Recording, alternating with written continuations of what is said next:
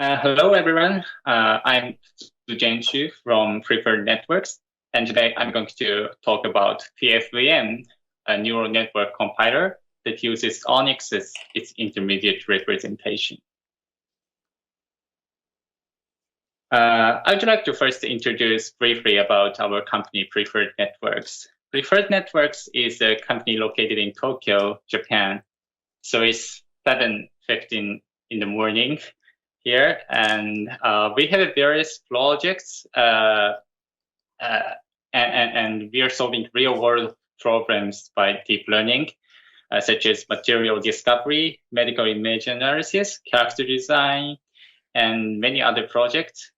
We also have some open source projects known as CuPy, which is a NumPy compatible tensor library accelerated by CUDA. And we also have a black box optimization tool, Optuna, and we used to develop Chainer, a defined by Run-styled framework for writing neural networks. And we have our own supercomputer for deep learning code MN3, which is known as the most energy efficient supercomputer in the world.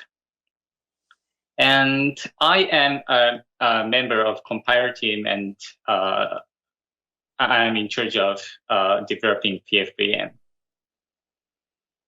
So today's topic is I'd like to share a use case of ONNX for model optimization. I think the most popular ONNX use case is for model deployment. We export ONNX from Python code and we deploy the model to edge computing architectures using ONNX runtime or some other libraries. But I'd like to focus on model optimization today. And secondly, I'd like to share our motivation to have a solid shape inference functions. So PFVM is PFN's preferred networks. How would we say PFNs? PFN's in-house neural network compiler and runtime. PFVM works as both compiler and runtime. So PFVM takes exported ONNX as input and optimizes it and execute the model with specified backends using third-party APIs. However, unlike other inference engines, PFVM can be also used for training models.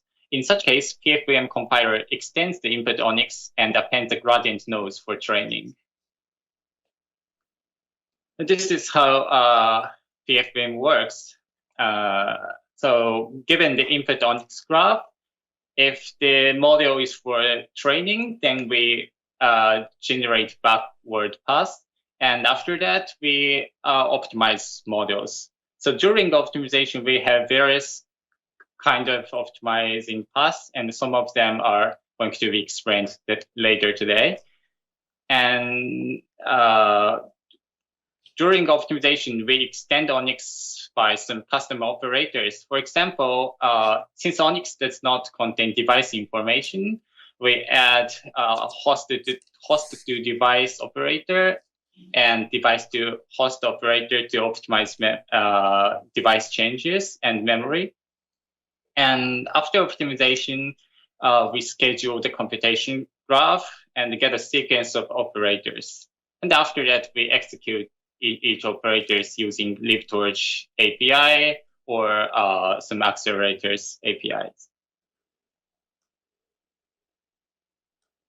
And we have several reasons to use ONNX as intermediate representation of PFVM. First, ONNX is stable and well documented. It does not change very often, so it is stable, yeah. And secondly, focused on interface and doesn't do too much. And ONNX Shape inference is very useful. We don't have to write shape inference function by ourselves. And moreover, ONNX has useful test cases in its repository, and we use them for many test code.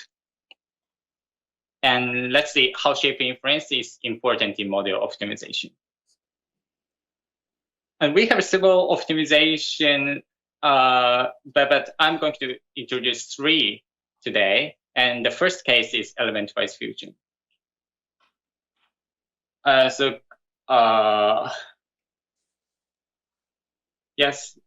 let's take a look at this ONNX model. So we have two inputs, A and B, and we first reduce A and get a scalar and other constant, and then we subtract and multiply something and get the output. When we execute this computational graph on CUDA, the CUDA profile will look like this. So we have reduced max kernel, add kernel, subkernel, mul kernel, and before each kernel, we have overhead known as the CUDA kernel launch, and it is important to reduce this kernel launch overhead for faster computation.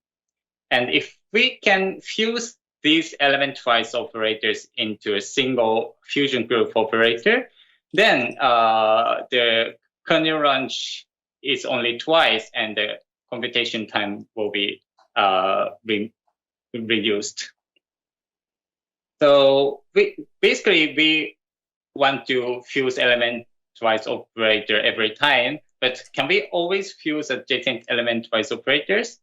The answer to this question is no, and we must check whether they can be broadcastable or not before creating a fusion group. So in the left case, since all of these values have shape n, they can be fused together. But in the right case, where A has shape n and B has shape m, then we cannot fuse these operators together because we don't know if m is equal to we don't know if n is equal to m or not. So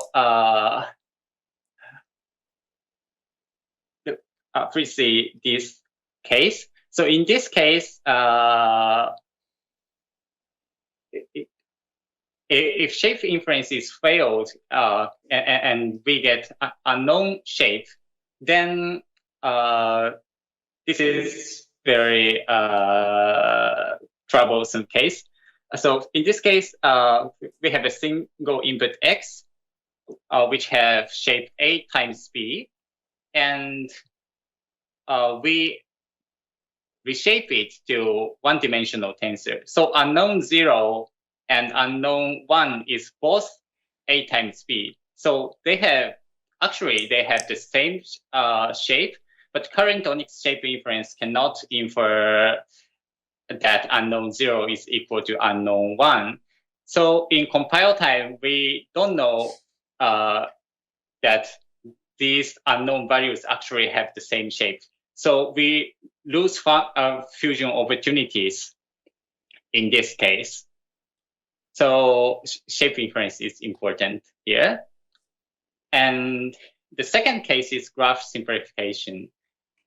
I think many inference engine do the similar optimization here. Again, we reshape this value to one-dimensional shape. So in this case, we know that unknown 0 is equal to A, but again, current ONNX shape inference cannot infer unknown 0 equal to A. So we don't know that A is equal to unknown 0 in compile time. In this case, we can, so if we can infer that A is unknown 0, then the reshape is just the identity, and we can remove the operator, and we can do the element-wise fusion. But where we cannot do this right now. And you may have a question like, do model contain so many unnecessary operators, or do we really have to do this kind of optimizations? And the answer to this question is, well, I think models does not contain so many unnecessary operators if the model is written by human, but models may contain a lot of unnecessary operators if it is generated by programs like backward path generation or neural network, neural architecture search. And I'd like to show an example of how these optimizations are important in an example. Let me proceed the slide.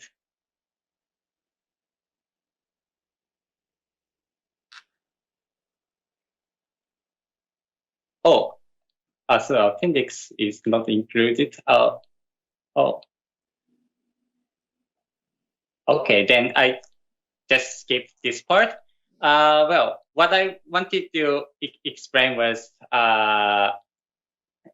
so if we generate backward path for a specific node, usually the backward path is a little bit complicated. So, well, I'm going to just skip it. And the third case is automatic checkpointing. And some of you may have heard of checkpointing before, but I'm going to explain it from the beginning. The checkpointing is a technique to reduce memory usage when executing a model. So let's see the left computational graph. In this computational graph, from two inputs, X and Y, we compute Z. And however, when computing this computational graph, the memory usage is not very good. I mean, when you compute node 5, you have to remember the output of 1, output of 2, output of 3, output of 4 on memory, and the memory usage is costly. However, you can modify the computational graph to this example. These computational graphs are different, but computes exactly the same output, because the node dependency is completely the same. So, but all of these computational graphs have different latency, which is execution time, and different memory usage. So PFVM automatically transforms the input ONNX graph so that the latency is increased a little bit, but the memory is reduced a lot. PFVM can do such optimizations. And it is very important to need to know tensor sizes to estimate memory usage. And it's relatively simple when models are static. So where we don't have dynamic dimensions there. But even when models have dynamic access, we can do automatic checkpointing, because users can estimate them in compile time. Like number of nodes is 1 million in some graph neural networks or something like that. However, unknown dimensions are not welcomed in automatic checkpointing, because well, we don't, the estimation won't work. We don't know if the unknown dimension is just 1 or just 2 or 1 million or something. So this is the summary slide, why shape inference is important. So once we get unknown dimensions, we will have many unknown dimensions after that. So usually in most shape inference, if the input tensor has unknown dimensions, then the output tensor also have the unknown dimensions. And we lose many opportunities of optimization if shapes are unknown. As we see, where we cannot do element-wise fusion, we cannot do graph simplification, we cannot do automatic checkpointing. And let me say my idea for current ONNX Shape inference. So as you may already know, ONNX Shape inference has been improved a lot recently, and symbolic inference was introduced from 1.10. So, symbolic inference is a shape inference scheme using data propagation. So, for example, in the right case, we can infer the output shape of constant of shape as A times B from the input tensor of shape 2, because the A and B are propagated globally from the top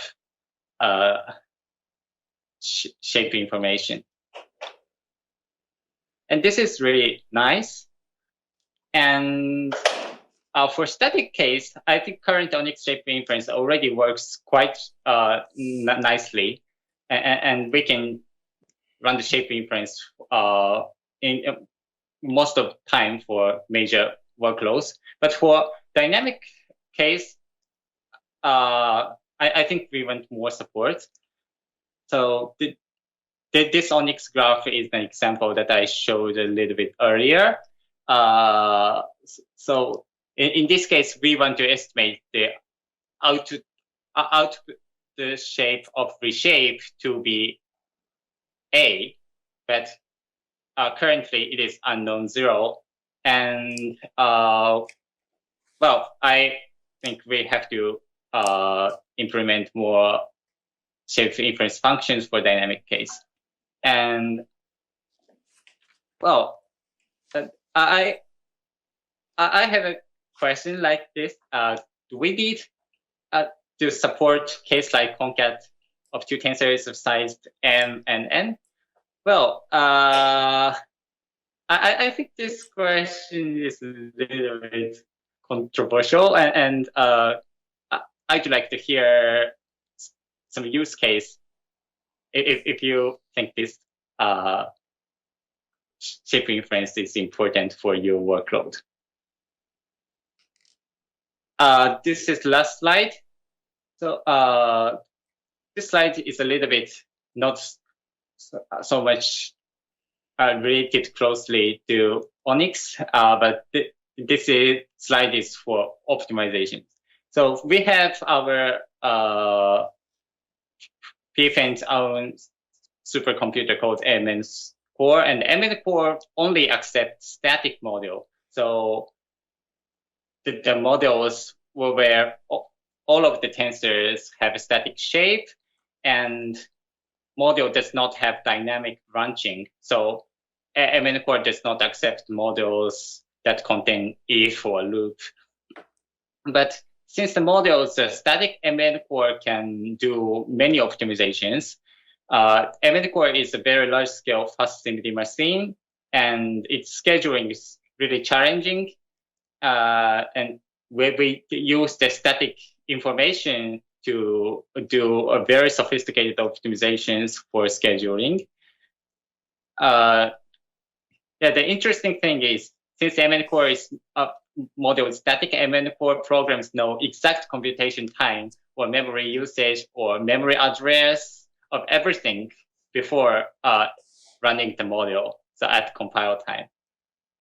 And PFVM is integrated in MN Core compiler and do some of simplifications and shape inference. So what I want to say is, if the shapes are known, we can do shape inference, we can do many optimizations. The shape inference is very important in every optimizations. So thank you very much. If you have any questions, please ask it on chat or